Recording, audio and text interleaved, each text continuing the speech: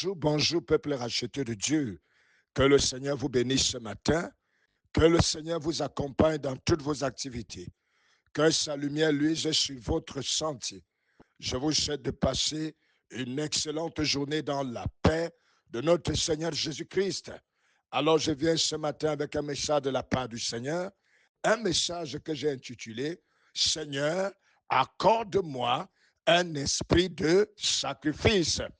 Seigneur, accorde-moi un esprit de sacrifice. Alléluia.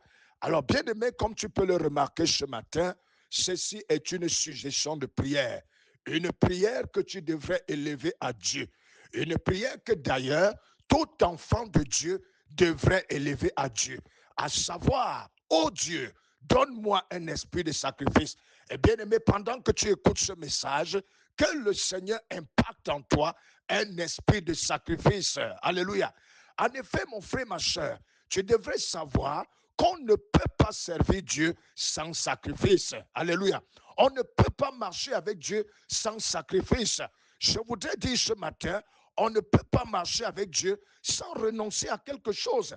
On ne peut pas marcher avec Dieu sans consentir, littéralement se séparer de quelque chose qui nous est utile, de quelque chose que nous aimons bien. Bien aimé, c'est autant de choses que j'essaie de décrire et que j'appelle le sacrifice. Bien aimé, ce n'est pas possible. Alléluia. Parce que si jamais tu voudrais fonctionner de cette manière, alors tu ne t'en sortiras pas. Alléluia. Ça ne veut pas dire qu'il n'existe pas de personnes qui vivent leur vie chrétienne sans sacrifice. J'en connais, il y en a plusieurs. Mais je voudrais te dire ce matin, une telle vie n'a pas de valeur. Une vie spirituelle sans sacrifice n'a pas de valeur. Une vie chrétienne sans sacrifice n'a pas de valeur.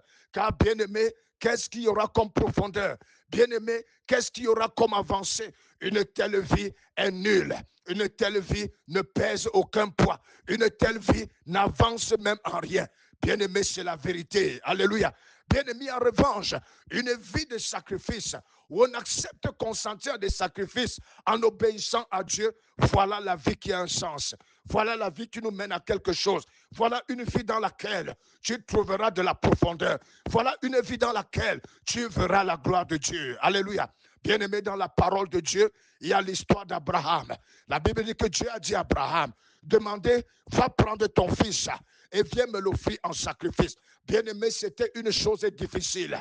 Mais parce que Abraham avait cet esprit de sacrifice, il a pris cet enfant, il allait l'offrir en sacrifice.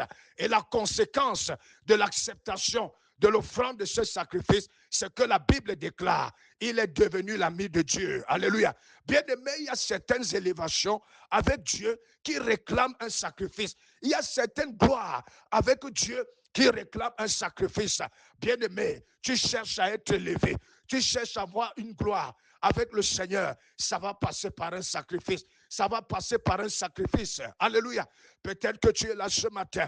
Tu te poses la question de savoir pourquoi je suis tant infidèle. Pourquoi je n'arrive pas à être fidèle dans le paiement de ma dîme, dans le paiement de mon offrande, dans ma marche avec Dieu, dans ma vie de prière, dans ma manière de communier avec Dieu, dans mon service à Dieu. Bien-aimé, je vais te répondre ce matin.